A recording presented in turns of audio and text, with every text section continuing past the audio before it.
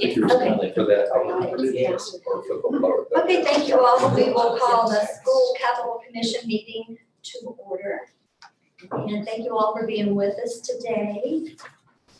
And before we take a look at our agenda, we do have a couple of new, finance officers. So if the two of you would like to introduce yourselves, and Melissa Moore just joined the county. You want to begin, Melissa? Sure, Melissa Moore, as Terry said, I'm the new finance director for Buncombe County.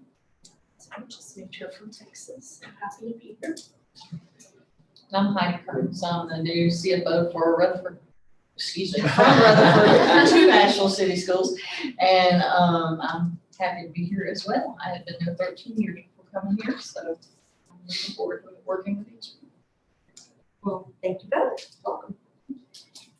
And now with the commission, just so everyone knows, Amanda is on her way, and Matt, we'll see if he's able to make it. He did have some pretty serious work challenges today, so we'll see if he's able to make it. So looking at the agenda, do we have a motion to approve the agenda and follow? Moved. Second. All in favor? Aye. Motion carries. And hopefully you both had a chance to look over our September 11th regular meeting minutes. And whenever you're ready, I'll entertain a motion on that as well. I'll motion to approve the regular meeting. All in favor? Aye. Okay, thank you very much. Motion carries. And public comment. Do we have anyone here that wanted to share any public comment? Okay. And there was no one online either? Okay. Thank you very much. Then let's begin looking over, we're gonna look at our financial review, have a discussion and consideration of our new funding request for this year. So in your packet, you have much more information than what's on this slide deck, but what we want to do here is just remind the group what we do, right? We are an advisory committee that recommends to the Board of Commissioners for final say. We have certain criteria that we must meet. Those are listed on the screen: safety and health concerns, legal requirements, keeping costs low over the life, improving the educational environment. And then we also consider the state of the economy, funding of the different type of funding resources that we have. In this case, it's one. And then of course, these are capital projects, so we are concerned with the scheduling and timing of the projects. Paige and I have also given you sort of a snapshot of where we've been in the last few years. As you can see, quite a bit of funding there in respect to the amount of funding that comes in.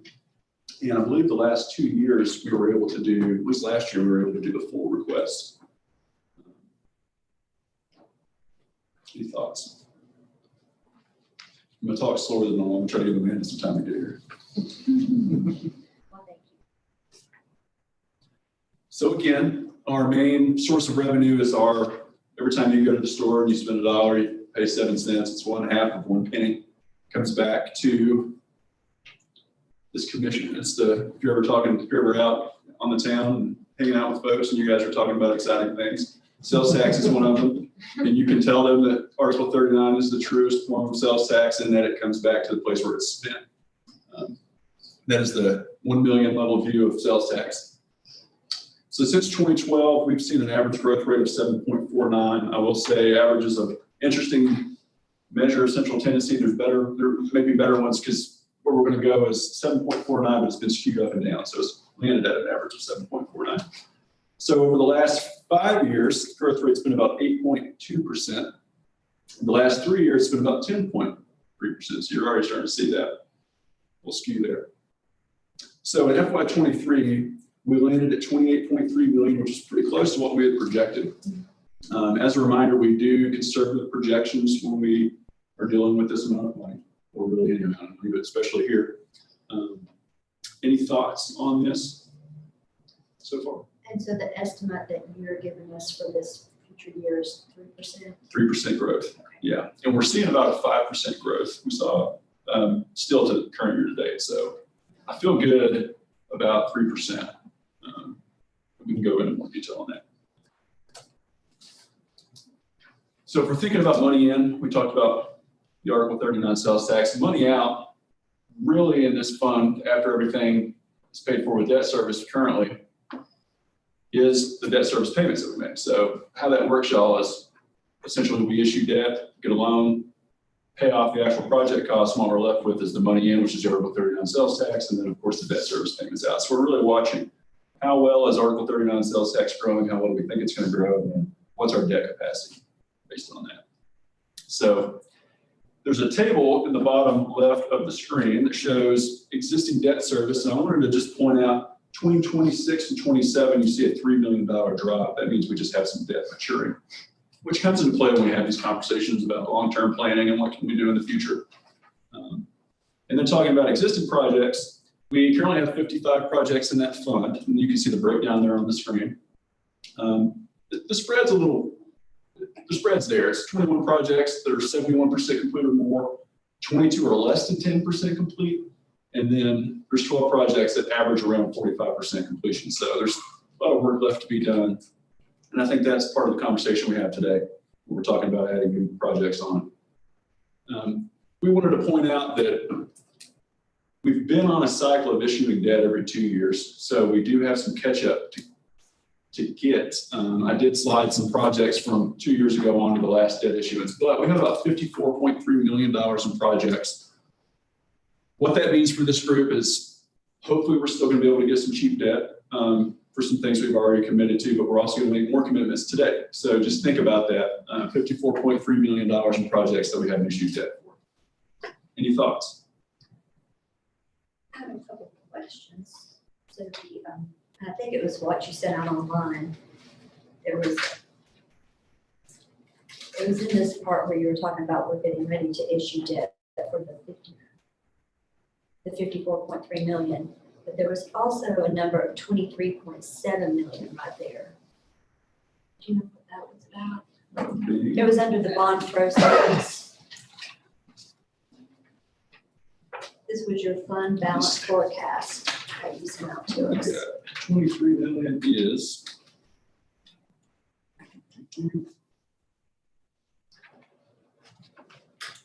So if we're looking at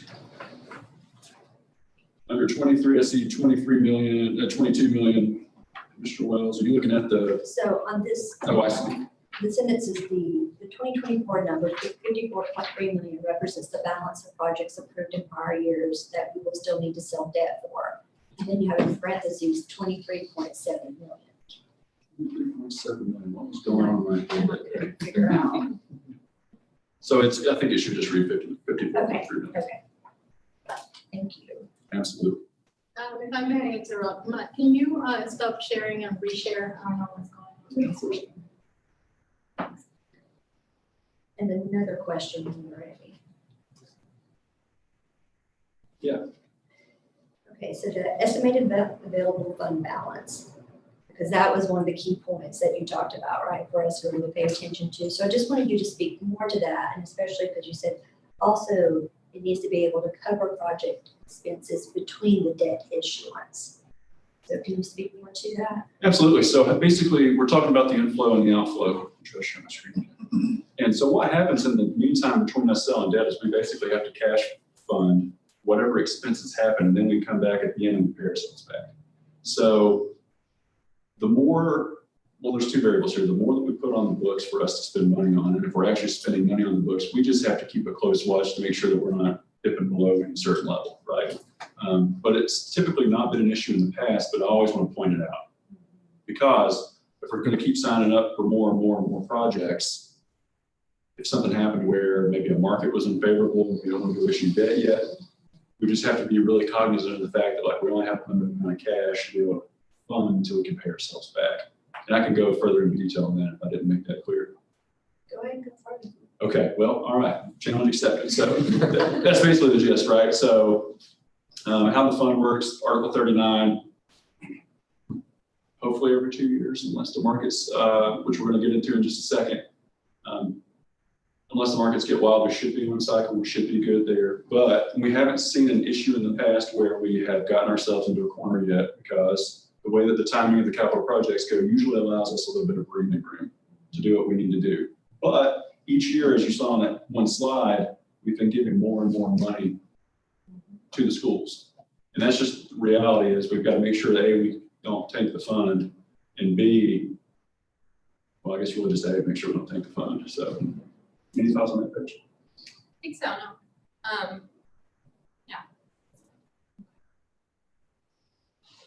And well, so with that then, is there any number that you look for that you feel kind of based on this prior experience of how much sometimes you need for those projects between the debt issuance? Do you have any sense of what that number is, that spot that we should be paying attention to? So what I will say to that is we typically, when we're building out these cash flows, we're going conservative fund balance forecast. We're going super conservative. And we're assuming if you look at, so looking at the cash flow or the fund balance forecast, it says 47.241 under 2024.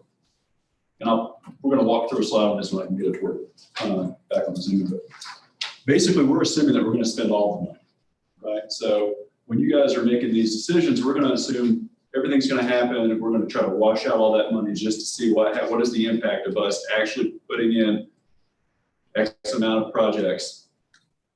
Traditionally, though, we've been spending about, what was it, Paige? Between $20 million a year.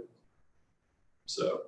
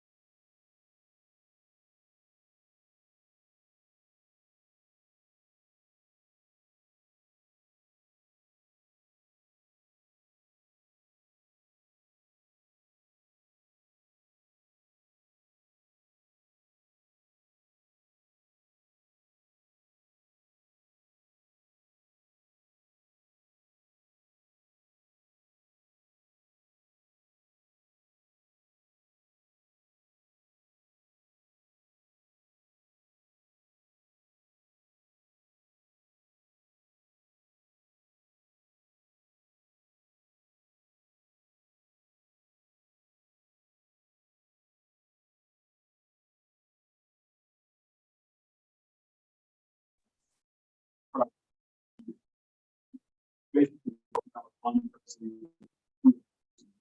progress, so then I'll really have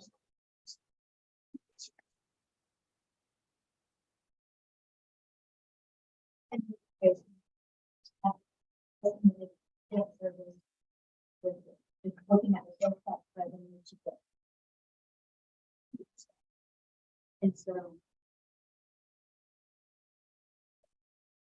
Yeah. No.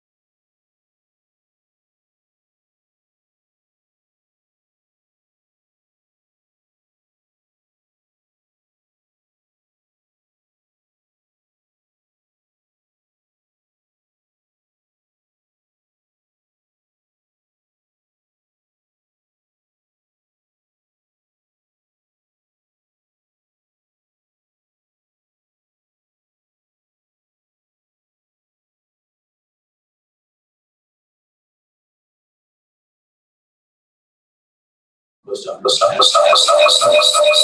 What's standard code of practice for municipalities? So what I will say, Paige, I'm gonna plug your debt dashboard. Yeah. We have a debt dashboard out. If you go to buncombecounty.org/transparency, Paige put together a really fantastic debt dashboard that compares us against our peer counties. I think it's in the top 10 based on size. Yeah, And you can see we're in the middle. we're doing pretty good. Yeah. We're one of the top counties. And she sent us a link, so we have that in one of our emails. I think it was just to you, Oh, was it but I just sent us? it Oh, to okay. both, yeah. Okay. George, what's interesting is all over the place, right? It's like some folks have a philosophy of only do debt, some folks are afraid of debt, right? And then we see that all partner organizations that we have in the state, like fire districts are that way. So as far as ratios go for our county, so this is School Capital Fund Commission is just a small sliver of our total debt package. We're doing pretty well. And we have really good bond rating, so that helps conversation with having, going out for, call it cheaper debt. Yeah. So. Well, then, to your point, I think before we started asking you questions, you were on the 22 of the projects are less than 10% complete. And so I am interested in knowing more about that. And then historically, is this spread different from what we've seen historically for our projects? I think there's typically a lag. Oh. And I'll let the schools, go ahead, I'll let the I'd schools like to speak speak to to that. Yeah. So you're only seeing what we have already paid for, because we have to ask for these after the project has been paid, and then you request the funds. So we went through and looked at these and did a different column of percent complete versus what has actually been requested, because the paving and all the other projects that we did this summer that we're just now paying the invoice for, these projects are complete. And so there's a timing lag here, and that's what Matt's referring to, because we don't get that fund until we pay for it.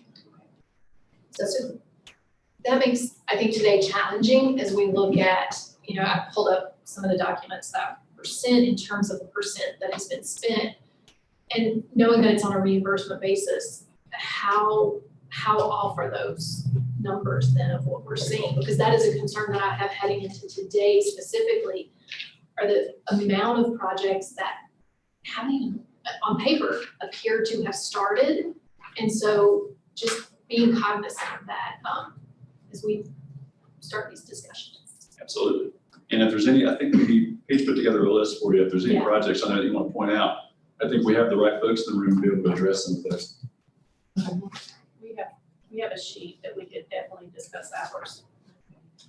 And I guess for you, was it more than one, like for me, it was the ones that were 2 cycles ago or 3 cycles ago Well, versus just 1 and cycle. Even broader, and I think my questions are for George and Dr. Furman, correct me if I'm wrong, but I believe one of the projects that you've been directed to work on is a facilities assessment and looking at the particular school buildings. And there are buildings on here like Lucy Herring that have money allocated to them, but it appears that funds haven't been spent towards those projects. So do we need to have a broader conversation then from your perspective about, do we need to put a hold on some of those projects that have received capital allocation while that assessment is occurring? Assuming that you all do have to make some challenging decisions about, I'm just gonna say, are some buildings gonna stay open and others not? Right. Particularly from that elementary level. So I'm curious about that as we head into further discussions today. I really can't speak to, kind of where that road's gonna lead us, until we complete that study. Part of it is capacity study, facility, just condition study. We're not really prepared yet to speak to that. So when we come to discuss individual projects, I'll pick up my particular thoughts on that, because okay, that's somewhat helpful for both. Are we good with that for right now? We'll let Matt and Paige continue and then we'll come back to that part of the discussion. Okay, all right. We wanted to give just a quick economic update, more so what is the current climate, because we're talking about debt, right? So we can't predict, we're not fortune tellers, right? But we do read, I suppose. So wanted to include some information, just, I don't know if you all out and when you're doing your thing, people talk about the Fed rate. Wanted to just include some information about maybe where the Fed rate was going. The last time the Fed met, there was no change in the rate. The other Amanda was in here, she may have some comments with the mortgage rate market, but wanted to update you that it's flat for now.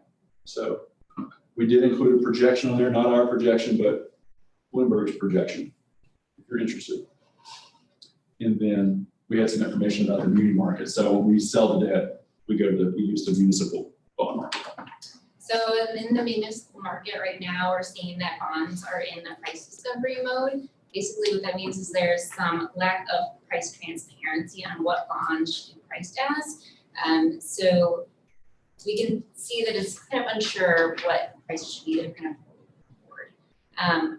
There's also a prediction that there'll be an increase in the supply of tax exempt issuances. And what that means for us, we do tax exempt issuances. If there's an increase in supply, if the demand's not there, that could cause some issues in the pricing of ours in a negative manner. But we have really great advisors with Davenport who advise us on when is a good time to go to the market, when is a bad time. And so they'll be able to let us know if rates are favorable or unfavorable. And historically, we've had no issues with issuing our debt, so we feel very good about when we do go to market, that things will be favorable for us. Also included a municipal yield overview, just to give an idea of what those yields are like currently and what the market looks like. And so what does that mean for us in this room, right? So it's like, when we get to the slide that shows the fund balance forecast, we're going to give you certain variables. We're going to say certain assumptions. These types of things kind of influence the assumptions that we have. So we'll tie it together then. We did want to talk about tourism, George, since you brought that up last meeting. So Yes, this was a conversation we had last time. Thought it'd be important to bring it up and talk about tourism trends. We see that that's kind of been decreasing this year. So what does that mean for us today? Put together some information on 2021 and 2022 tourism spending trends. An important column to look at is the far right. We can see that a bulk of the tourism spending is in lodging at 31%. And then food and beverage holds its own at 26%. Those two combined is over 50% of tourism spending. And what that could mean is if people aren't coming to spend, we're seeing a decrease in lodging. That could be a decrease in the other spend categories as well, which would affect our revenues for our spending. So something to keep in mind is we're taking a look at tourism trends and how much of tourism spending is a percent of our revenue. It's on our next slide. to tie it, to bring it home, right? We talked about the data suggested in the report that I linked there is, and Paige has linked us, sales of $2.9 billion. So if we were to break that down, that equates around $10 million, and granted, every time they publish a report, it's always in calendar year. Which drives me nuts because everybody's a fiscal year in North Carolina, different year. But anyway, that's approximately about 36% of our annual revenue is what we think could be attributed to tourism. I don't know if that's more than you thought or less than you thought.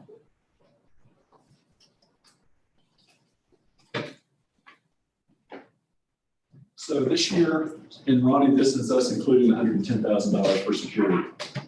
Asheville City Schools requested just over $9 million, and then of course, Buncombe County Schools requested just north of $31 million for $40.4 million. You have this in front of you, and I'm sorry for the small text on the screen, but here's a list of all those projects.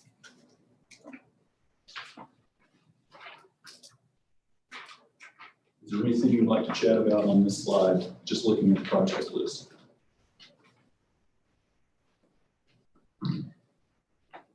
Well, first of all, I think Amanda was she was listening in, and so I think she has some comments based on what we were already talking about. Yeah, and did you guys say anything about the percentages? A little I was kind of cutting in and out. So I think the big thing is that the document that we were looking at, because when you first sent that, I was like, well, that's crazy. We really haven't started all of this, but it really, it doesn't tell the whole story at all. I think my biggest takeaway after meeting with them is even the ones that are at zero, given the sometimes outlandish process of getting permits that takes so much time, I think that it's probably expected that you're gonna have some that sit at zero for a minute or even months and maybe even up to a year, because especially with stormwater permits, it just takes a really long time. So I think that with all of ours that were at zero or really low, for a lot of them, they had actually been completed. They were way further into them. But the ones that actually were at zero truly, and I do have that breakdown, I'll pull that up shortly. But the ones that were at zero, truly, it was a permitting issue. And so if we're not giving the go ahead, if we're not going ahead and authorizing those numbers, we can't even start that permitting process. And so then it just kicks the can out further to where it costs even more to do the project down the line. So I don't know if I'm repeating what was being said. It was kind of cutting in and out on Zoom. I was able to find it and listen in on the way here. So kudos to that. So I think what we could do in the future is we can pull the numbers. So what we're pulling is the numbers that we have in Buncombe County, right? And there's a request process where the school systems are spending money, mainly Buncombe County schools are spending money, and then we're paying them back in a fashion. So I think we could make that a little bit better. That'd be great, thank you. Absolutely. It would help inform our process, because, when I looked at that, it is concerning. Yeah. But clearly there's more to the story there. And I think with that being said, too, Commissioner, it's any data points that you all think you need to make better decisions, you should let us know, and we'll try to incorporate those in future meetings. So, any commentary on the list of projects that were requested this year? Is now a good time I'd like to kind of dig into a conversation we started last time around the track replacement. And Terry and I talked about this. I had asked about how many Buncombe County middle schools or intermediate schools have tracks. What I heard was the opposite of what Terry heard, so I just want to make sure we're clear. There's only Cane Creek has a track. It's asphalt. And it's asphalt. So It was no built when other- the building was built, so it's, 23 years old now. And are there track teams at the intermediate or the middle school teams for? I think they're all right. Every middle school has a track team. Yeah. Intermediate would not. Right, okay. Yeah. That's what I remember from other learning track. They practice at the high school. At the high schools. Right.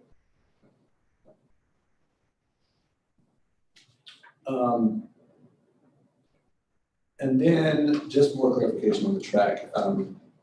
Thinking about those 4 responsibilities we have. The criteria that we have, right? Correct safety and health concerns, comply with legal requirements, maintain lowest life cycle cost, improve the education environment. I can make assumptions about that for the track, but I just want to get the actual city, if y'all wouldn't mind, just kind of sharing some thoughts on that. Like, if you can kind of speak to each of those criteria, I think that's kind of a sticking point. Sure. Yeah, I think for, education environment, it's not only about the brain, it's about educating the whole student, the whole child. Part of that is physical activity. Tracks are used throughout the school day for various events and educational programming, so that they would use those, whether they're out there for PE, their health classes, but they do make use of the track during the school day for educational purposes. And I would add the safety and health concerns with the one that's there, if they get out there using it for those purposes now, with the cracks that are in it and just the degradation, it's probably not safe. So having just been through these different conversations about track replacement in my home, this one is almost double the cost of the high school track. Is that just due to the rising costs? So some of that probably, just we do add the escalations each year because it is unknown as to what it's gonna be from year to year. It is wider than the one at the high school. It's 2 lanes, it's an 8-lane track, one at the high school 6 lane. So there's a little more surface area to cover with, the groundwork to start with, as well as the finish itself. And again, these are all just estimates, that someone's given us. I will say, just from going through this to prepare for today, and I think with Asheville City Schools, we do have to be cognizant that there's only 2 schools where every single child ultimately attends, the high school and middle school. And so for that reason, I am supportive of moving forward on the track project. I think we have to be cognizant of supporting the schools where, at least at the high school level, most of our middle schoolers do attend high school. And I think it's really important to not lose sight of where the vast majority of our students in this particular district are attending. Thanks. And I'd say too, especially after having just completed that track project at the high school and seeing the amount of use that the field itself gets at the high school, between lacrosse, field hockey, soccer, football, all of the sports that utilize the field. I think if you're playing lacrosse, you're not practicing track at that point in time, at least at that facility, because I didn't realize how hard those balls were until I picked one up. But, I think that having another track facility for city schools to use would make it easy to go to either one if something were happening on that field at the same time, if that makes sense. Yeah. But I think that's like, I think we spoke about this before, but, as a board member of Asheville City, I recognize like Asheville's high. The space available for fields, period, is so minimal. It's basically a football field and baseball. So you don't have practice fields, you don't have other places, right? So to have other sports going on, you gotta have another spot for students and clubs and teams to go. We've even had the band on our track, because we just don't have another field to put them on. I'm from the North Buncombe district, so they have an auxiliary field over there for practicing football and soccer. We don't have that. We don't have a softball field in high school. So we're very limited in our space. We have to utilize every inch we got. And that's band, we have cheerleadings on the track. It gets multiple uses. Challenge of being an urban school versus having more land. Yeah. I guess are most of the middle schools and high schools located closely together to where they're able to share? Not necessarily. No, that's, yeah. Some of them are, some of them are not. Like our Irwin, yes, like our, but not, Inca not. like certainly not all of our middle schools have the opportunity to Creek, South by teach track South. students. Because the middle school students all go to the high school. Correct. So, but like at Irwin, we could take our middle schoolers over, but what schools is that an option at? Probably not at North Buncombe, obviously. Reynolds. At Reynolds, it would be an And, option. Robertson. And Robertson, Valley Springs. So those are the They ones still have that a are crossroad, close. Roseland. So just- Yes, just those 3. And is the middle school track just bigger because it's already bigger? It's just what they put in. Okay, and it wouldn't be cost effective to like shrink the size essentially, like, I mean, we could There would be probably no save reason. money to do that, but it would create kind of weird little spaces. The track does butt right up against the school on the one side, so you would end up with just this I got it. strange little place. I guess just 8 lanes then. I think that's pretty standard. And it's just the high school couldn't be that way because of the limited space. Yeah, Limited Yeah. space, that's correct. It's lining up on both sides, just the way the stadium's designed. We tried to squeeze another lane into that track, and it just wasn't possible. I have a question about Hall Fletcher, but I don't think y'all are finished with the questions about the track. Okay. So on the Hall Fletcher, Ronnie and I had talked about this, and I just wanted to share it so we could all have this conversation because on the project description, it had said new HVAC system controls with new gas-fired boiler. And so I think that's, he'll update us on that. It's not, I think the boiler's already been replaced. But the reason, just to give you all some context, we updated our LEED standards in July. And so it's just something that you all have been very good partners around the solar projects. And so I just wanted to update you on what we did with our LEED standards, just so there's some awareness. And it may not impact every project, of course, and we can make sure we send that out to everybody. But basically, we look at existing equipment and infrastructure should be replaced with all electric equivalent on the end of the equipment's useful life unless found to be not technically feasible or cost prohibitive based on life cycle cost analysis. So this is something we're doing on all county buildings. And so I just wanted to bring it to the attention too, but since we work so closely with you on this, just having that awareness around it.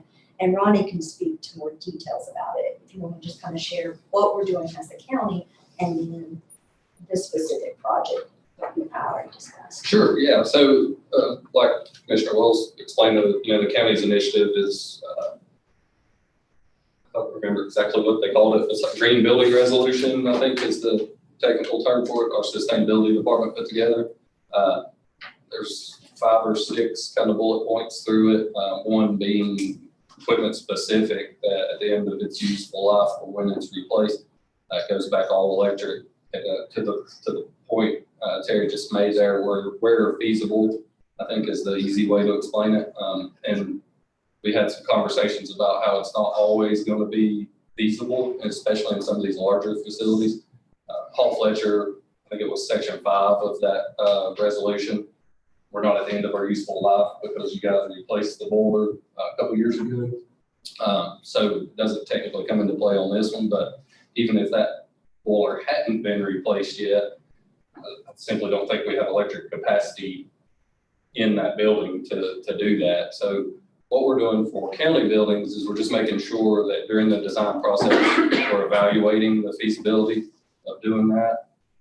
And then, providing that data where necessary to say, we could do it, but this is everything else that have to come along with it, with electric service changes for sure on several buildings and possibly back to utility upgrades as well.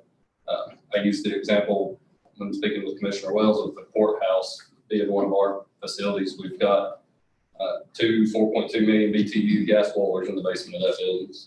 8.4 million BTUs of heat requirement. My stupid electrical engineering math comes to like 1,200 amps of power required to do that. The entire switch in the courthouse is 1,200 amps, just to put that into perspective. So just being able to I think run the exercises and have the data for the commissioners is going to be important on these. Is that Yeah, thank you. And if there's any questions, let us know. And I still owe you that list, and I'm still working on it. I've not forgotten. So.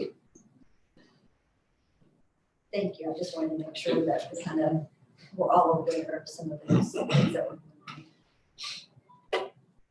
That was my main thing on the point out on the Hall Fletcher.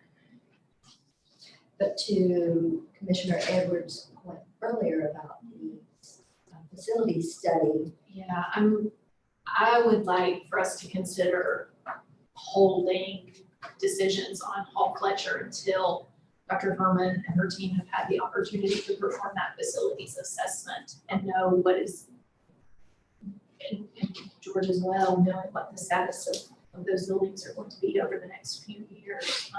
Before, $6 million is a lot. Did I get that right? 5.5. Yeah. It's close. Is a lot of money to invest in the midst of doing facilities assessment. I'm not saying I wouldn't entertain it at another point, but I think we are not being good stewards of Article 39 if we go ahead and allocate those funds now. And again, like I said, just not knowing what the status is of other specific buildings. What's the timeline on that facility study? We've got a kind of a proposal in the inbox to review the board. Walk that down and kind of plan that out. Gonna review that proposal and then decide how big of a chunk you wanna bite off with that study. And I know that brings a lot of other with it, but having, thank goodness for YouTube, we can watch school board meetings live and go back, so stay on top of both school boards, and I know that's, the challenges with enrollment in both areas. There's just, I think, a lot to consider before we really invest that kind of funding into a project. Can I ask a question on that? So with your study, like, are we saying that would mean a new building or potentially, like, there could be, here's my question, like, in a best case scenario, let's say Paul Fletcher didn't need to close, let's just say it, like, what would the timeline look like on that? Because obviously they gotta have heat, if that timeline's 2 years out or 3 years out. Yeah. And so should this proposal then be kind of made into smaller chunks? Like, is there anything in this chunk that absolutely has to happen to keep our kids warm and safe? And I think a piece of that Keep too is your that kids warm and buildings safe. do need addressed, then could you, for example, take the Herring students, put them all into Paul Fletcher while Herring is being repaired? So that you pull, I'm just saying, I'm not making anybody's decision for you, but, I hear where you're going with that, is where do we need to incrementally invest? But if there are gonna be some really big projects that need to be addressed, is that something that's gonna be part of the RFP for the facility assessment, is looking at, do we need to bring a whole building online, for kids all in one? It sure takes a lot less time if you can pull an entire building off And cost less offline, money. and less money too, than have to do it incrementally. Just since you mentioned Lucy Herring, just. Sorry, I'm not picking on them, it's just the two that keep coming up in school board Well, I meetings. just wanted to point out, that the money was allocated 2 cycles ago, and we did it, it was over budget, we added some money, and we redid that Thursday, and I'm just waiting to finalize the contract, so can we just move forward with that one? I don't want to Sorry, I'm see not thinking, it's just those are the two that I know have. 2 years of work, just be like, no. Yeah, no, fair Well, point, And from the school board perspective, if I may put that up, add on for a moment. The facility study is going to give some recommendations that we can't act on like that, right? I mean, if let's say the facility study shows that it would benefit the system to combine a couple of schools, or, you still have to go through all the process of public comment. Right. All right. And then, and those of you who listen to our board meetings, you've heard a lot of board members say and staff talk about the students who are at the academy, who are right now housed in the Eddington Center. And so part of that facility study is finding a space for them. So even if that facility study hypothetically says you can combine from 5 elementary schools into 4, my hope for those kids who are in the academy, that the facility study will also show here's a building for them. And so it could be that building, again, we're picking on all Fletchers because it's here on the list, but let's say that it's like they can go into that building. So, I mean, I hear you on like, yeah, there is that possibility that a school could be closed, but at the same time, it could just be that it's repurposed into something else. Right. Well, I mean, I think my thought process is even if it couldn't be, there's probably still some of this that has to happen, right? And so would it make sense for this to be broken down into smaller pieces? Like, what of these, definitely has to happen? Like, is there no functional HVAC right now? Can HVAC on its last leg? We've been working on that for years, quite a bit, with a couple of boilers. We placed a bunch of fan cool units last year in the K wing, the 2-story side, 20 fan cool units.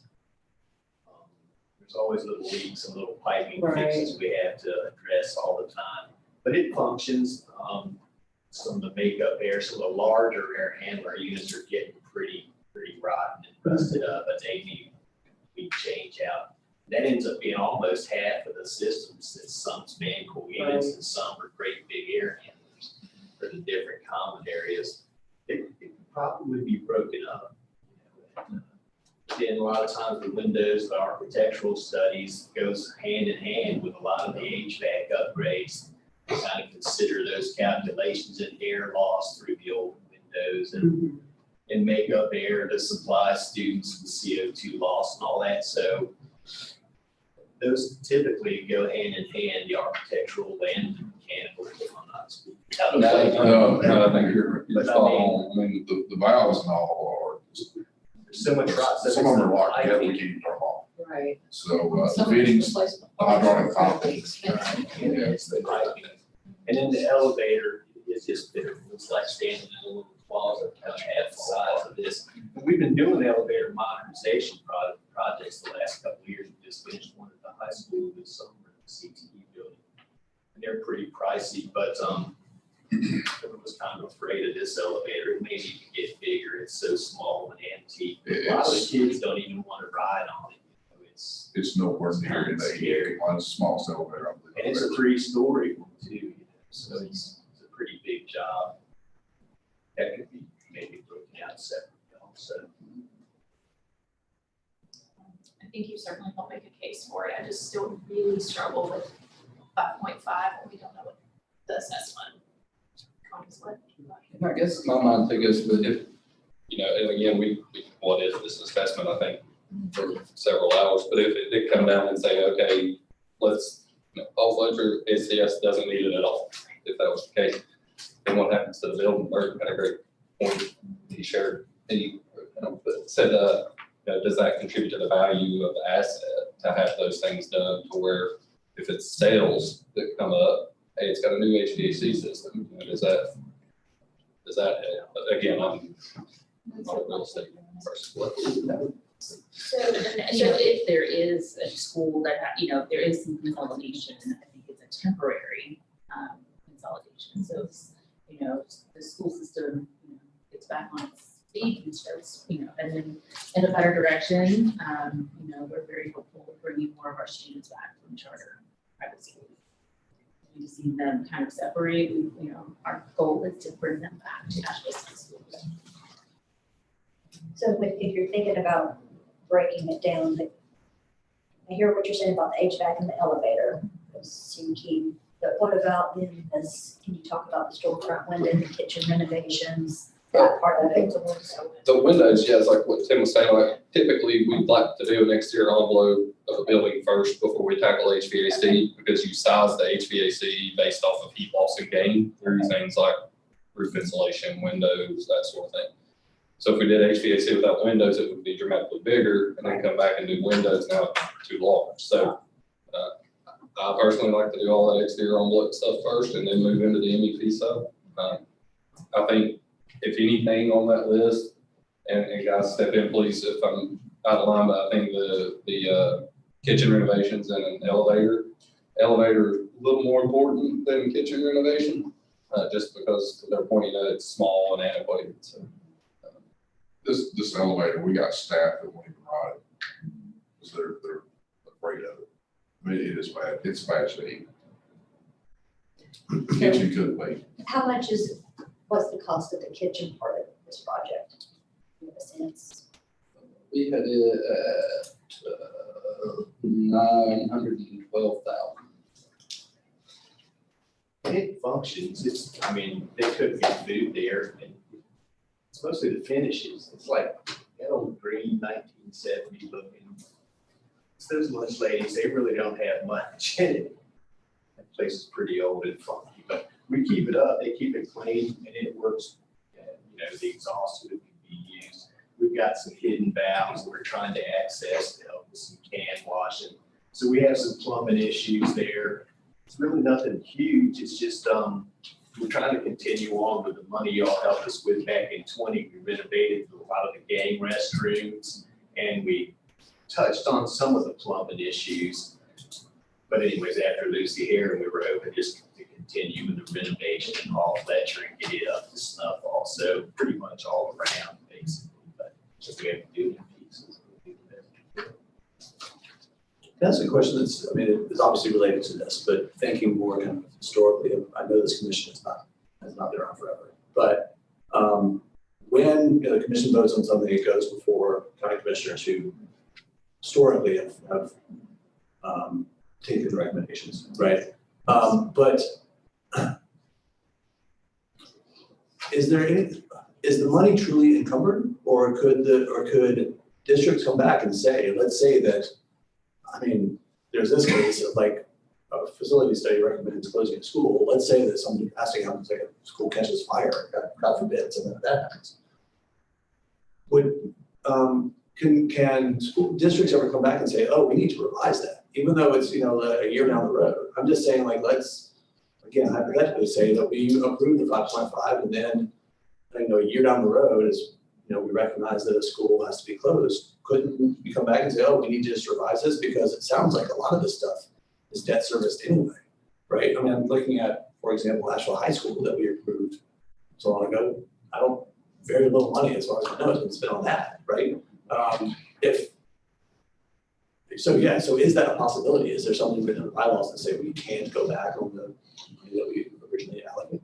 So it's how we take it to the board and do a project ordinance, right? So each project's adopted at a level. So anytime we need to move money from one project to the other, it takes an action from the board. So we would have to go in front of the board again to do a budget amendment to reduce the amount, but it is possible. Absolutely. And to that point, if that entire project gets approved today, it's a year before we're turning wrenches just due to the design aspect of it, to get folks in to start putting together what we're actually gonna do. So that gives time for a study and possible typical design fees are gonna be the 8 to 10% range of construction. So if you're looking at $6 million, I mean, you're talking, $500,000-$600,000. But if at any point in time, it's decided, hey, we don't want to move forward with this, we can pay those design folks up to the point they are. And if we've not gotten all the way to CDs by that point. So say we decide that we did want to hold off on the kitchen renovations potentially. So it sounds like that, if you prioritize, it sounds like that would be the area. The least concern there. Does that impact any of the rest of it? Because I don't want us getting in something that we choose to pull out now then causes the rest of it to cost more later. A little bit on the mechanical side, the HVAC side, I would say, is we're talking about things like grease hoods and ventilation more so than the HAC side of HVAC. But, that and just similar scopes where kitchen renovations, you would have plumbers, mechanical folks, your general carpentry for finish replacements. All of those folks are already going to be in the building. So, I think that number probably changes if it's done separately. But,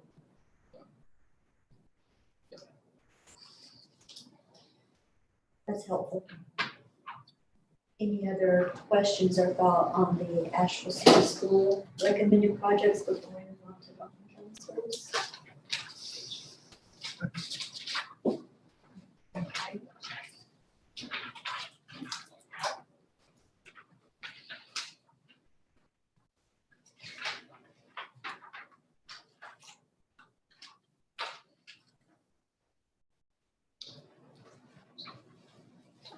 So at least when I typoed, I did typo the first paragraph of the document that I provided you all. So I just want to point out there is a cash flow to look at while you're having your discussion. And I think you've caught this sort of very, very executive summary is we can absorb full request. And I think you're walking through the conversation too. We can absorb the full request. So happy to talk about anything here. We need to any further from what we've already talked about, but the important number there, I believe, is the estimated available fund balance row. But again, as we mentioned before, Paige and I are shooting pretty conservative on this stuff, so that's hopefully our safe bet.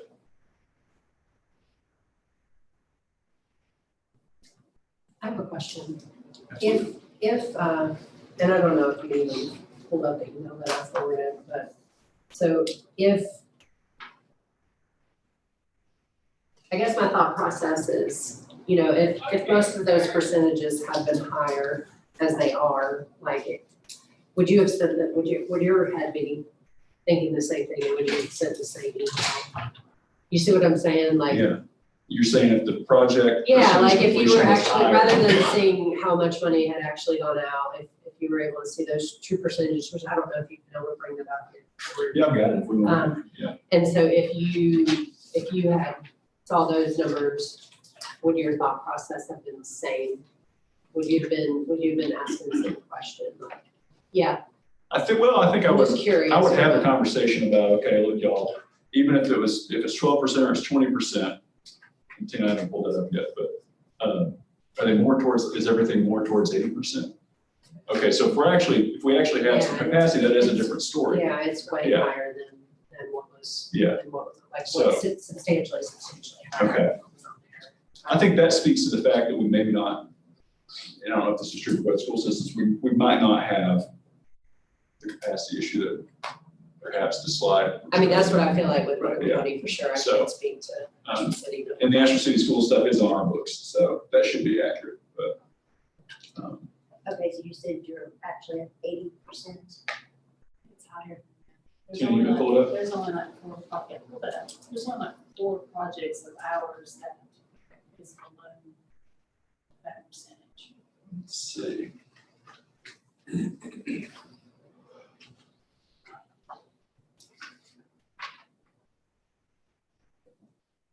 If you sort these and pull the actual city ones off of our percentage total there.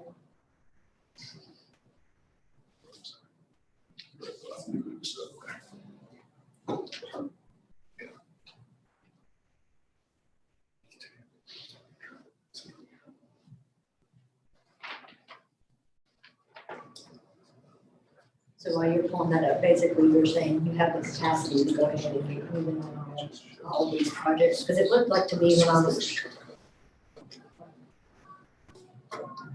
A lot of these are kind of the basic roofing, fire alarms, and we have a few big ones in there. I was going to respond a bit tongue in cheek and say we certainly have the capacity to stand in line at the permitting office. But glad it's not just me. Our average is 85.3. Yeah, I was looking to see if it's skewed, if it got skewed by some higher ones, but it's a different story. So clearly there's a timing issue there between what you guys did to us and what we see on our This books. summer. Okay, and that's a good thought, right? Trying to get things done when students are not in there. And so, A lot of these projects have to do with timing. I mean, there's a lot of preparation goes into them, and we may fit something in spring break, we may fit something in Christmas break. I mean, we key up to really crank up in the summertime. Because when I was looking through it, and I was thinking that we didn't have as many completed as we do, I was thinking, well, a lot of these are just 3 and 4 month estimated projects, which I'm guessing those you do have a pretty quick turnaround. There were only a couple, what the bus is a very big one, which we understand. We talked about that last time. And then Glen Arden. Oh, that was one thing I was wondering, because I noticed the Glen Arden, and then I think there's some upcoming requests too. Can you speak more to the K-3 class size reductions? Because that looks like that's going to be impacting several of your elementary schools. We've kind of dealt with that. Where are you seeing that? Because that came into being maybe 5 years ago. And we did some big projects there. So, okay, so you have the most of that one. Maybe it's on your. I think it's on the future request. I think. Maybe that's what it is on the second slide. Good argument, and that actual has a lot to do with school security as that bill in it's on the future. Yeah, that's on the future. It's hard to predict what the future enrollments will be. We're still kind of recovering from the COVID thing. So we had several projects that were probably higher prioritized in the past. And then COVID hit, and now you're seeing those in future. Okay. And we don't know what's gonna happen, so we put them in future to Okay. see if we recover to back where we were, we'll have an issue. there is one school, Essex, that is, we're still having Issues. increase in ADM going there and our capacity. and having to meet the K-3 classroom size makes it, so that's one that he is. The others, And then Tina, didn't they propose this year again to actually add 4 and 5 to those restrictions, which would impact it further, but they brought that back, or? they did not pass that yet, but they put that in there, the 4 and 5, grade 4 and 5, thinking that that was gonna be a classroom mandated size as well. And like Heidi said, they have pulled back on that, but that will probably be coming in the near future. When they start rolling those ideas around, usually they come through. And that is where we have the leeway. They never. Yeah. Forfeit class reductions maybe coming as well. A mandated class size that you have to hold.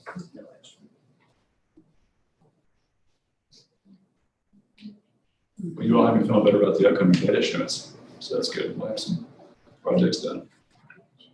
And are you still holding close to 75% if the project is 70, because we're filling out the OneDrive for you? Yeah. Okay.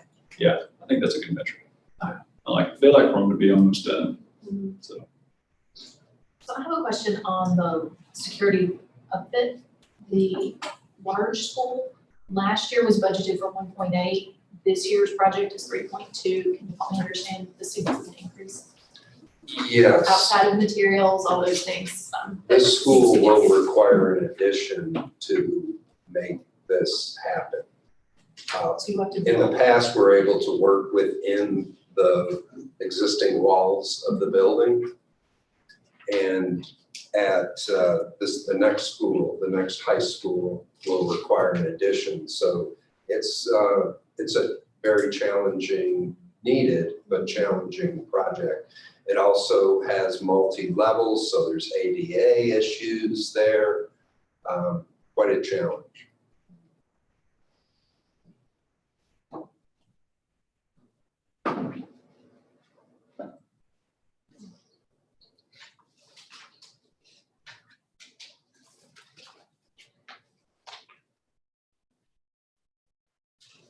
And it's 3.2 and up.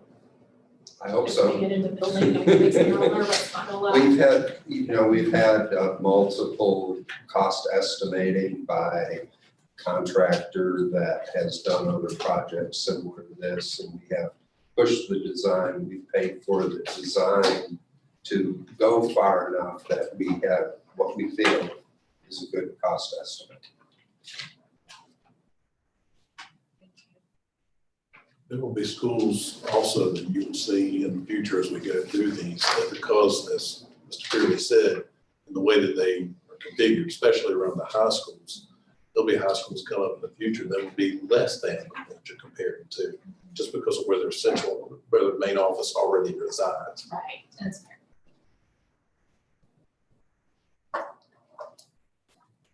Any other specific questions about any of the requests from Buncombe County Schools? Is there any other information you want to share?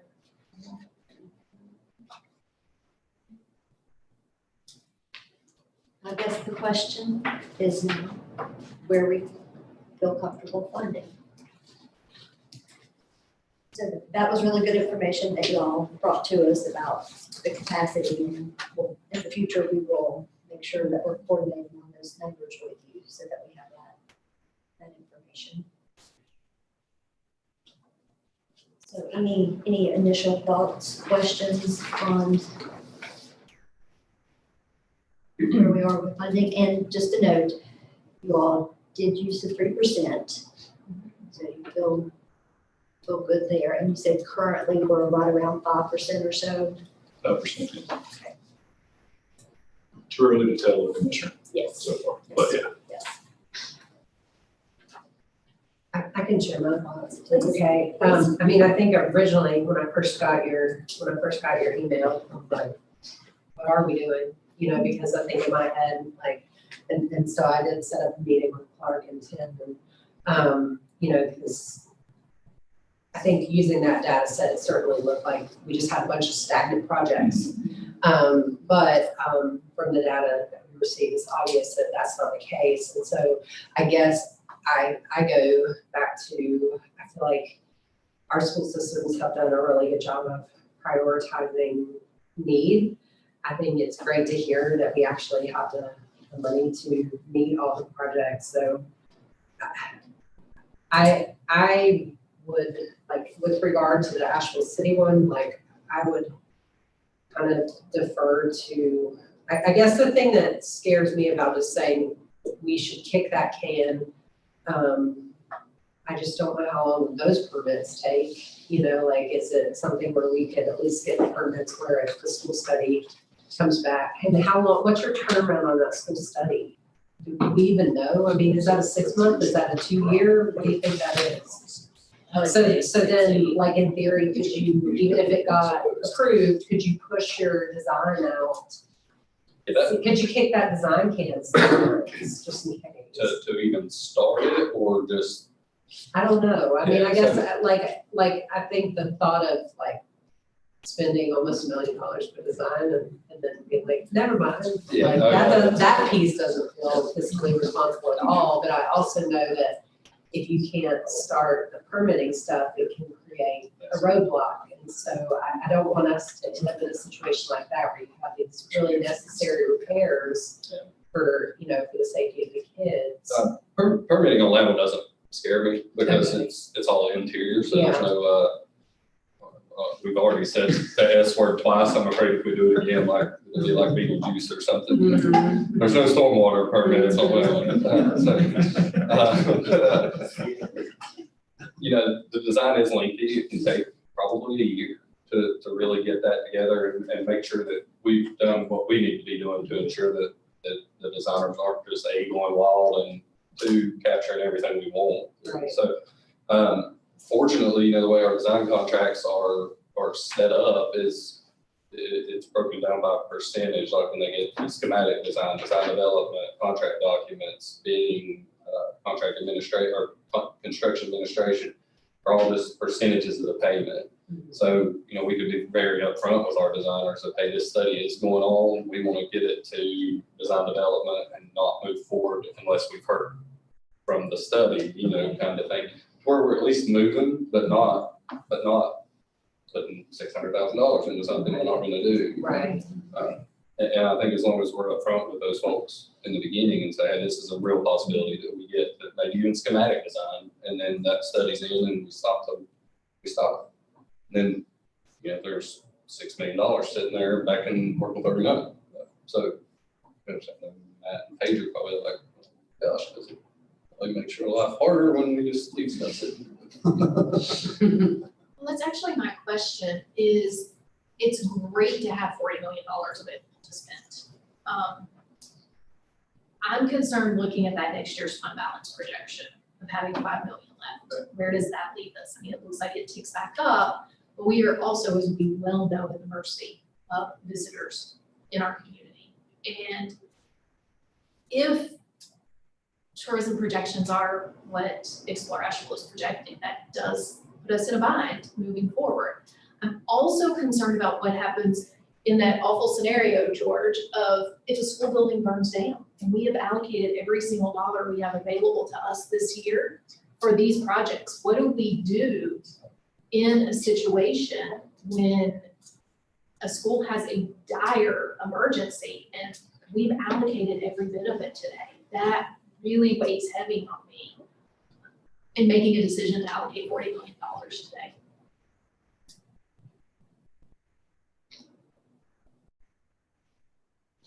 I'm just saying what I say every year, you know, if we keep allocating large groups of, large bundles of money, we have to have a harder conversation the next year and the next year and the next year.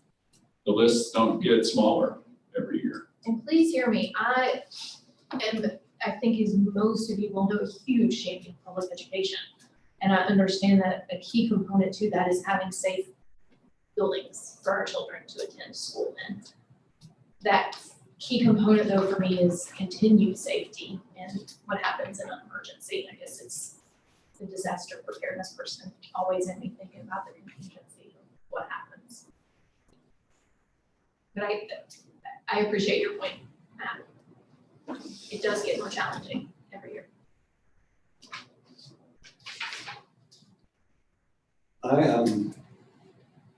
really torn, to be honest, because I see that we have the funding, and if we have the funding.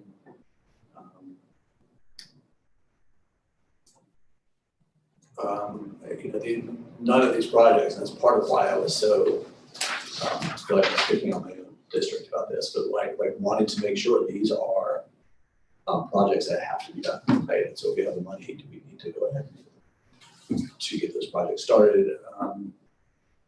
But I hear you, Commissioner Evans, about like, I know that it's a false equivalency to talk about like household budgets versus huge municipal budgets. Whenever politicians say that, it just drives me nuts because I know there's a huge difference, right? At the same time, I do think like, when you've got a fund balance to use so much of it in one fell swoop does feel, it feels scary to me.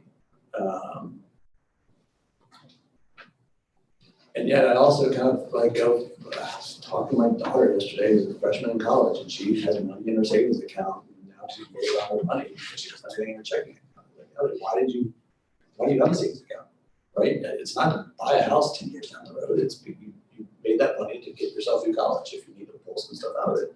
So anyway, I know I'm like, this is me just kind of putting myself at the wall. I think that my other worry is recognizing that the last 4 years where it was like we allocated with 17 million, jumping up to 30 million, jumping up to 40 million, and as you were just saying, I'm like, what does that mean down the road? What does that mean for next year? I know that this commission meets. It's not when this commission meets. It's not the first time Putnam County has been talking about schools and Asheville City Schools about what money is available. And so I know that doesn't come in here and people are just blindsided about funding requests. But that trend challenges me too. So I was hoping as I was talking, I would talk myself into a decision one way or the other. And I haven't. So Jerry, I'd love to hear what you're thinking.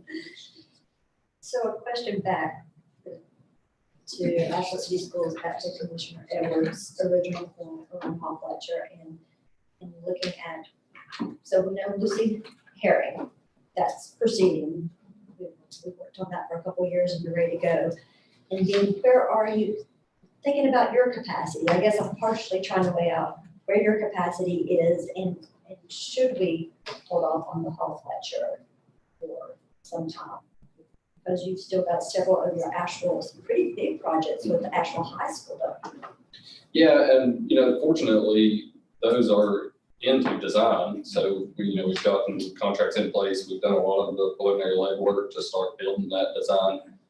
So those are kind of in somebody else's court now to do their job. So I think as far as my capacity goes, I've got it for anything we've put forward.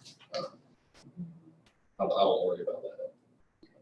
Especially now that our department for Buncombe County has added 2 more project managers, so it's shed a lot of the Buncombe County load off of things.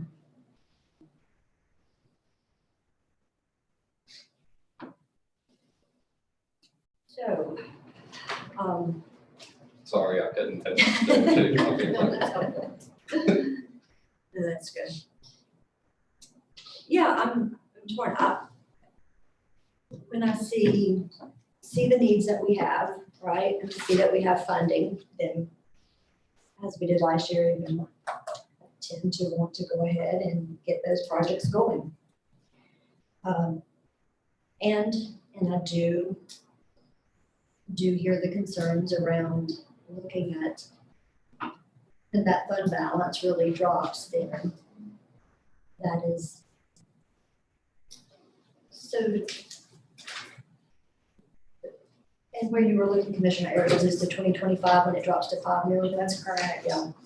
So Matt, can you speak some to that? Will that get adjusted with when you go out to the bonds, or can you speak more to the fund balance dropping right there? Absolutely. So I will say, in the effort of being conservative, but this will help the decision. 2025, we plugged in $40.4 million. Right, so that's assuming everything we have on the books is spent. But we said earlier that we've only spent typically $20 million a year. So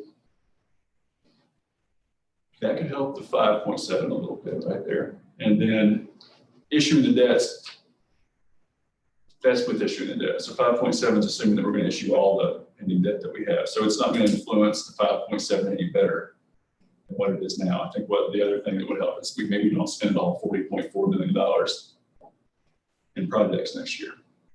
So it's also aren't one-time conversations, you know, like we meet, I think we get like hung up in like it's the do or die moment, right? Like, but it's our job, right, to make sure you don't spend too little as well as too much, right? So with that being said, this could change month to month, right? So I'm feeling really good about that debt issuance now that we know that most of the projects are done. So I do feel like we're going to be on cycle to actually issue the $54 million. So what I would say to that is, I don't think it's going to be lower than $5.7 million. So that helps. So if you have a concern about $5.7.8 million being too low of fund balance, and then to George's point earlier, I think he hit it. It's like we have one objective with this fund, right? It's just to spend money for schools, right? Through a prioritization process. So, Commissioner, I don't know if I'm helping or hurting. So Matt, what happens if there is an emergency? I don't know that it's necessarily the onus of this commission to pay for those. That's what. There's going to be all sorts of, That's what I don't there's know. insurance, So- insurance is a thing, right? Nobody's ever talked about. Is there no insurance for farmers? And that's a good point, though. I think it's good to point out, right? But it's not even a fire. I mean, it Yeah. could be something HVAC related that insurance isn't gonna cover. Sure. I mean, I get emergencies and fires and that kind of thing, but what if it is that HVAC system that goes out? Or a security situation happens and you've got to fix that school immediately. Like, where does that money come from? You guys mind if I The other half. point at something? I hate to walk and point, but Go ahead So- and then let's hear the reply too. think about, don't just stay here, right? Think about all this going forward. So what we've built out is a capacity that looks forward. Yeah. So what we would do then is, right, we would just pull from future years. And if Paige and I have plugged in 40.4 and 30.3 and 20, you know, we just reduce those amounts in the future or something like We're that. still making hard decisions. So making hard decisions in the future, but I mean, as long as we stay within some sort of balance that we have set here, I think we're gonna be all right. I need that podium. So we're And we say this has that list every year, and that emergency project would just go above another project that might have And been that's- submitted. And I think that's what I'm getting at, right? Like we meet so often, well, 4 times a year doesn't feel often, but we do meet regularly. We're all in conversation with each other. We can pull special meetings if we need to. I mean, I think we're not gonna let you tank the fund. I will say this, there's only 2 counties that has this particular fund. And they don't use this fund for emergencies. It's not written into the bylaws. And so it would be a totally different process that we would have to go through. And if it was a catastrophe, we would go through FEMA. If it was it would go through the main county manager, through the other funds. And it shouldn't come through this fund. This is legislative, just to maintain facilities. Typically, when you think of like a healthy fund balance, you're really thinking of more of your operating funds, right? Right. So I get where you're coming from, is like having that fund balance to be able to respond, because when you have cash, you have options, right? Well, this one is a little different, because this is really just kind of setting whatever that revenue projection is, how do you make all of your needs work? And so this is either, do you make your cash go as far as you can because you're going to debt fund it, and therefore as long as you've got enough cash to make that debt service payment, then there you get into a decision on, is that dollar for dollar value of your projects, meaning cash paid for this project, or is it you get about 55, 60 cents to the dollar in a value of the project because the other, 40-ish cents is going to pay for interest. That's a different conversation. So it's like you just look at, made some very good points about kind of setting the expectation. If you set this precedent that spending and funding like 17 million in projects, and then I think you said it went up to 30 million, now you're going 40 million. Well, if your revenue and income are not at that projection, you need to really think, because your needs are outpacing your sources. So then it's like, whatever you went through to prioritize that list, are those priorities going to be able to be practical going forward? Because like next year, what if you have something that really out-prioritizes every single thing on this list, which you've already committed, and you don't have that 50 million, that if you would have gone back to 20 million, you would have had some carryover. Those that we don't have crystal balls, but it does seem like you're heading to a point of outpacing your resources if you continue at this pace. But your facilities are aging. So, I mean, it is a tough decision. I think that facility plan is really going to help define what that hopefully next 10, 15 years of capital needs are. So if you really feel like you're overcommitting now, you may not want to, because that's going to really reduce what funding options you have. Because again, your needs are outpacing that growth in revenue.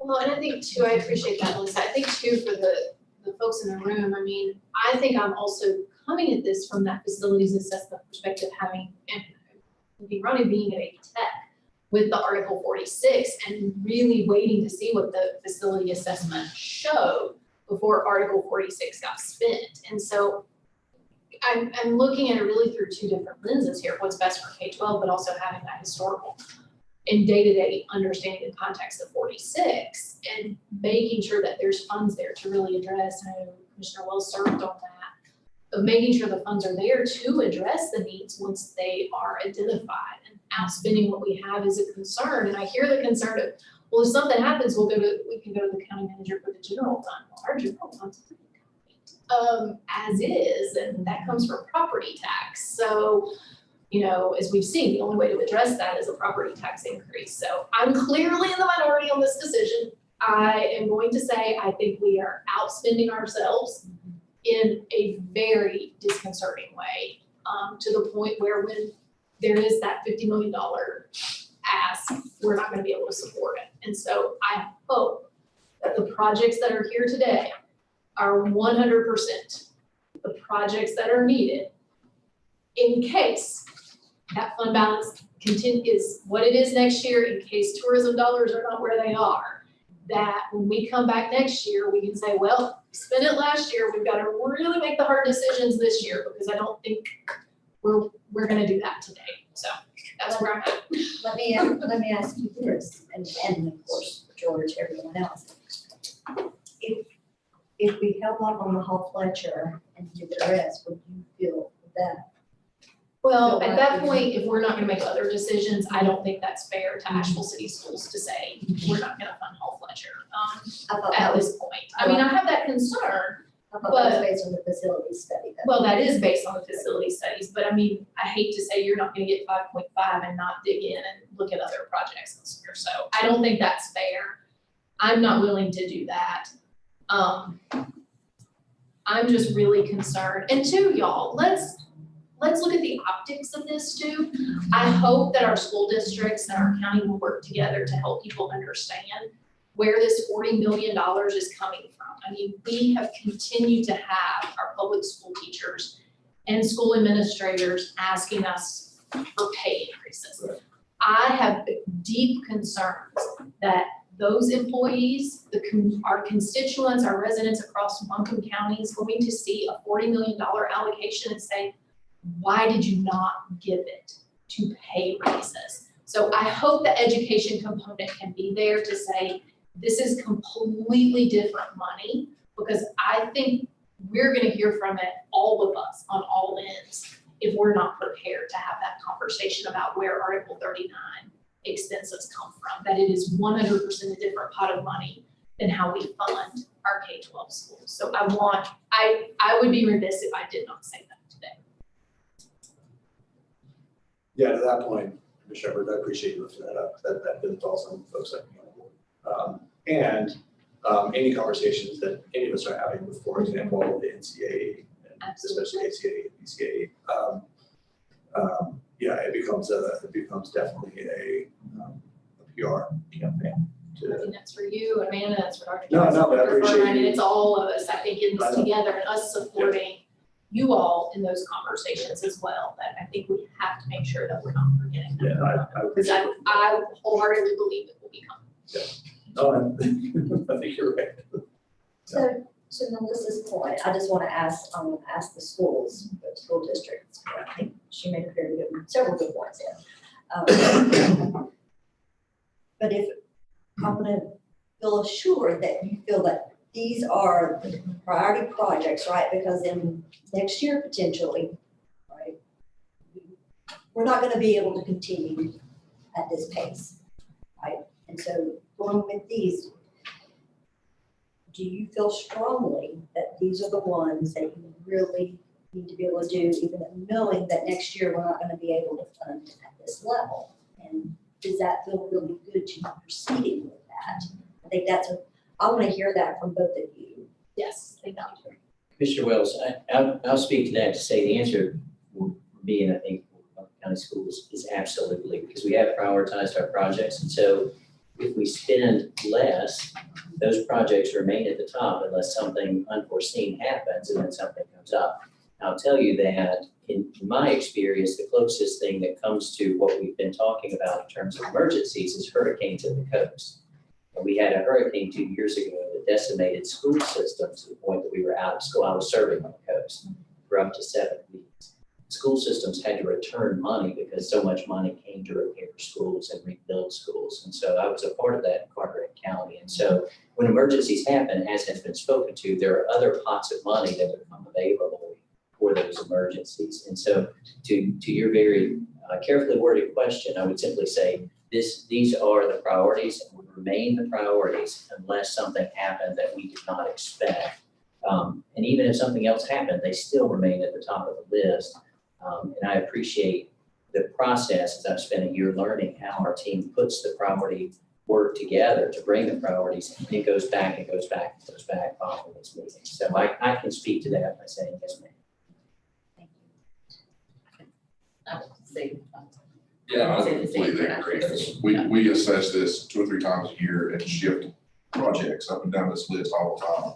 I see what's coming up next year. I don't see anything moving ahead for rest of this year. And that was gonna be a point I was gonna make concerning next year's asks. So just, and I think Tim hit on this a little bit last meeting, when someone on the commission had a question about the asbestos abatements, like, why is that not a priority? And he's like, well, we're looking for other funding to do that. There's several items on next year's ask, if you look, that are being taken care of this year with other funding sources. So our list will change. You know, these lists are so fluid anyway, because at any minute, something that's 37th could jump to first, you know, just depending on buildings. Yeah, and they're very unpredictable, so I'm sure Clark can tell you. That's why we look at it all the time. Yeah, I mean, it changes. yeah, the 4 of us meet 3 or 4 times a year just to be like, all right, are we still looking like this? Or, you know, so feel pretty comfortable with what's presented. So just one piece of commentary. So as we're thinking future, right? So this is future planning. So currently Paige and I have, this is 1 year behind. So if you're looking at 25, it's 24, 26 is what we've awarded the year before. So if we're looking at the 26, which would be next year's request cycle, we're having this hard conversation now. So next year's hard conversation is $10 million less, right? And then Glen Arden Elementary alone is $25 million. So just Glen Arden, yeah, not to pull us off track of this year's request, but Right. yeah. Right. Glen Arden was 25 million, there's a $25 million price tag on there. So.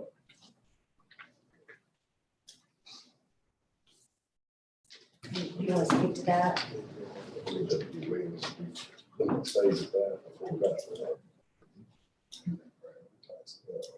So like W. Williams, you see, it's all one of our highest priorities. That's a phase project. So more than likely, still our number 1 next year. So it depends all on the time of year to take a year to get going. So we may start Glen Arden, another smaller phase. Those are just To be totally upfront, our priority two, these are even more wild guess than priority ones. This is what we feel like the whole project's gonna cost. Once you see it up in our main priorities, we're gonna pare it down to an acceptable phase. Is Glenard a $25 million job? Who knows? It's, Has that been on the second priority list for a while, or was this the first year that was on the second priority list? it's been actually a higher priority, but W.D. Williams jumped in front of it because of some code issues that when Clark went to replace the HVAC equipment that was desperately needed, the building department basically said, no, we're not gonna permit you to do that until you fix all these other things. So I guess my point So- is like, just because it's on the second priority list doesn't necessarily mean it gets asked for the next year. I bet, Like, was that on there last year? that will probably be looked at and phased in a different manner. In That's the smaller total chunks. value I gotcha. of the project. But could we do that all in But one probably year? wouldn't be a No. one-year ask. It would be a multiple year ask, just like W.D. Williams is. Would that be the same for, I'm just looking at the ones that are really large on here, so would it be the same for STs and phase two W.D. Williams? Would those be like partitioned out into chunks Some of them would be, of those three? SDs might STs might, and then what be about a the W.D. multiple phase Williams? project. And, we don't want to be in a position where we have a lot of unspent funds that you've committed to that are sitting there. Mhm. And we would look at what we could do and what a natural phase would be. And then, ask for it in that manner that we phase it out, and it could be 3 or 4 phases. Okay, thank you. And that made me think of something else. And it seems like we're doing a better job of estimating how much projects are costing too, because before there was, I guess it was a couple of years, you had to come back and ask for increases, and we don't want to get into that. But pretty much everything's Well, been- COVID and supply chain issues were a huge factor in it making a wild guess on what something's gonna cost, because things were escalating faster than once it gets designed, which could take 6 months, there's another escalation factor. It's leveled out a fair bit, so it's a little easier to predict. But unfortunately, it's leveled out up here. It hasn't come back down. It's just more predictable than it used to be. And we're actually employing multiple ways to estimate. We have our architect design team. We have a contractor that are doing independent estimates, and then maybe a third party estimating company. And then we get together and look at where the disparities are between the three, try to work that out. Because until you really design it, you don't know what the full scope of a project is. So you're kind of guessing in the earlier stages.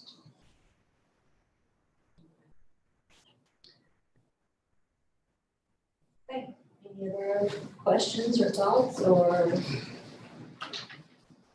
someone want to make a motion?